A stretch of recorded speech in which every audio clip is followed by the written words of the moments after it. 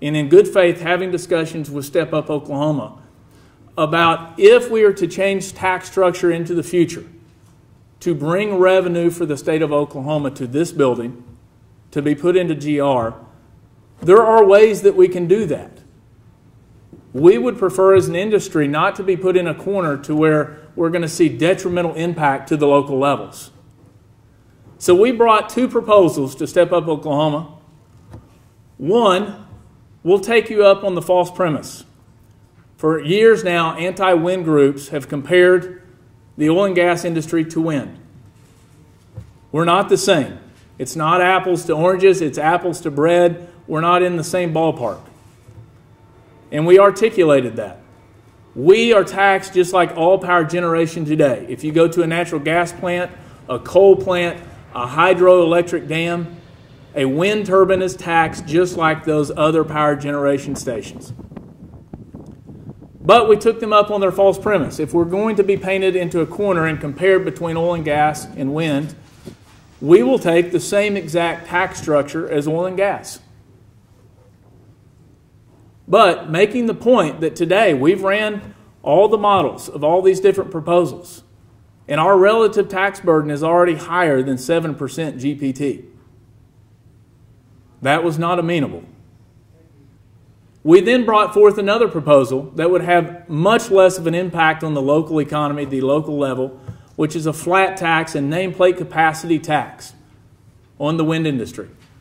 Take all the megawatts of wind and put a $2,000 tax on it to bring that to the state level, and then have the slight corresponding offset so that we avoid double taxation. Now, as we look forward and we look to set tax policy and tax structure for power generation, we believed it to be important that if we're going to tax wind a certain way, that really we should tax all generation the same way because we all produce the same product, and that would be electricity. So we have brought viable options to the group that have been rejected, as you saw on Friday. It appears that they've broken away dialogue with us moving forward on those. We are not anti-Step Up. This is not what that's about. But we do want the facts to be told, and we want the truth to be known, that the industry has given up all of its incentives, and that we are willing to work with the legislative body today that represent the people of Oklahoma to do what's best and to move this state forward into the future. And if that involves changing the tax structure for wind, then we're willing to have those responsible conversations. But we are against any punitive action towards this industry. Well, I felt it was extremely important to give our side of the story from the ad valorem and the local taxation side of things. As Mark mentioned, $74 million has been paid by the wind industry in property taxes. What a lot of people don't understand is that schools and the career techs in my county will receive about 85 cents of that dollar. So the remaining 15 cents will either go to the county or the local health department. 100% of ad valorem stays local. That is so important. It never leaves your county. I value it. Your county treasurer will then tax it. They will then collect it, and then they will apportion it. It never leaves the county. That is a great revenue stream locally. We in Garfield County, as Mark had said, we've grown so much in Oklahoma. I will tell you the number 2, number 3, and number 7 taxpayers in Garfield County, and we're a relatively medium to large size county. Those are 3 of our top 7 taxpayers. We have taken something that was in the middle of wheat fields, which are not valued extremely high, and we have put the largest valuations we've ever seen in the middle of these very rural areas that just did not have the growth that the metros have. So it's been a godsend. I will tell you, my wind industry friends know we value things at the local level. I treat everybody the same. The strength of appraisal is uniformity. I make sure that everything is on the tax rolls. I make sure no matter what the industry is, if it's ad valorem taxable, I pick it up. So that is one thing I would urge you all to understand is, number one, you can't double tax an asset. If you take this off of the ad valorem and put it on gross production, we lose it. If you simply move money around, we're going to lose money locally. I don't believe that you can in Oklahoma double tax an asset, and I think that is paramount. But I will tell you at the local level, as Mark said, there are 20 plus counties.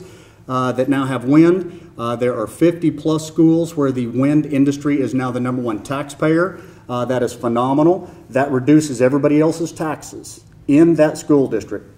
If you remove any of this ad valorem from the local level, that sinking fund has to be satisfied each year. You're simply going to have to take the amount of bonded indebtedness and divide it by everybody else that's there. That means right now the wind industry, I have one school system where the wind industry is paying 78% of the sinking fund millage. So that one asset called the wind farm is picking up the bulk of the valuation, therefore is picking up the bulk of the taxes for the sinking fund. I can't tell you how important it is locally. I would urge you to keep this a local tax. Let me value it like I do everybody's house, everybody's business personal property. It's just that simple. In my opinion, it needs to stay at the local level, ad valorem. Let the county assessors value it like we always have.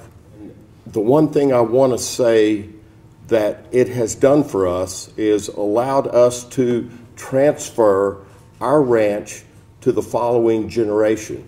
You know, many of us ranchers, we're land rich and cash poor. And the income we get from the wind company with the wind turbines allows us to transfer this land to the next generation and keep it intact so it doesn't get broken up.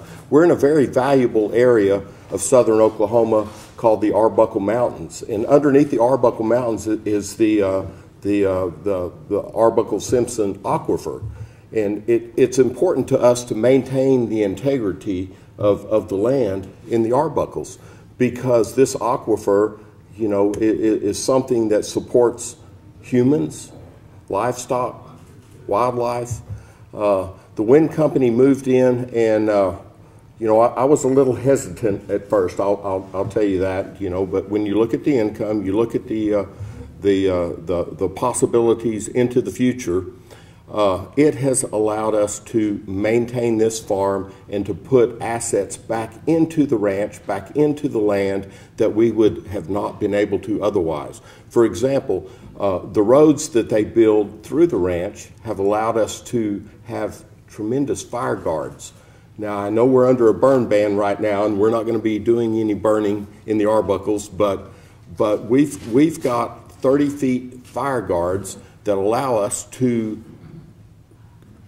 burn to control eastern red cedar, which many of you may not know that that's a problem, but it's a huge problem in southern Oklahoma. So it allows us to reclaim the land. We've been with this farm now for, gosh, 6 years, 5 years, something like that. The one thing I want to tell you about the wind farm or the wind companies is that they are very green, if you will. They appreciate the land. They appreciate the owners. They work with you with certain things that you know we do on a daily basis. It's just amazing how, you know, the integrity of the wind companies is amazing. It's very different. We've got wind, we've got oil, we've got livestock, but I would put the wind company on top of all of that in terms of integrity.